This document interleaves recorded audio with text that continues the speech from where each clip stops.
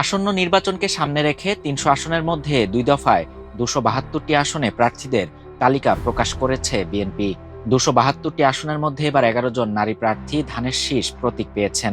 প্রথম দফায় গত ৩ November BNP chairperson Khaleda Zia সহ ১০ নারী প্রার্থীর নাম ঘোষণা করা হয়। এরপর বৃহস্পতিবার দলটির মহাসচিব মির্জা ফখরুল ইসলাম আলমগীর আরও ৩৬টি আসনের তালিকা প্রকাশ করলে নারী প্রার্থীর সংখ্যা দাঁড়ায় ১১ জনে। দলীয় চেয়ারপারসন খালেদা জিয়া একাই ৩টি আসনে নির্বাচন করবেন। তিনি দিনাজপুর ৩, বগুড়া ৭ ও ফেনী ১ আসন থেকে প্রতিদ্বন্দ্বিতা করবেন।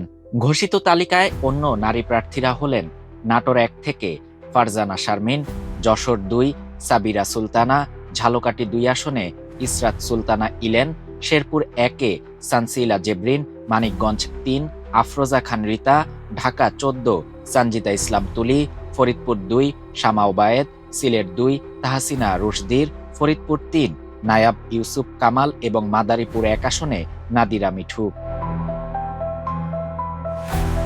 নারী প্রার্থীদের মধ্যে অনেকেই রাজনীতিতে পারিবারিক ঐতিহ্য বহন করছেন।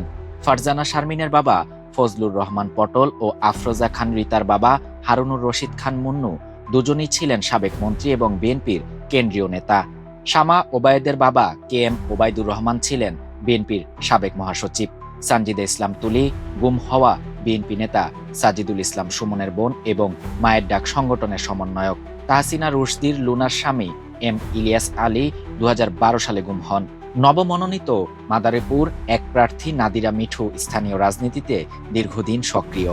তিনি শিবচর উপজেলা বিএনপির সাবেক সভাপতি মহরুম নাজমুল হুদা মিঠু চৌধুরীর স্ত্রী এবং জেলা বিএনপির সদস্য। আগে উপজেলা নির্বাচনেও বিএনপির প্রার্থী হিসেবে প্রতিদ্বন্দ্বিতা করেছেন তিনি। এর আগে এই আসনে ৩ নভেম্বর কামাল জামান মোল্লাকে মনোনয়ন দেয়া হলেও একদিন পর তা স্থগিত করা হয়। শাহরিয়ার শাফাত, বাংলা নিউজ 24।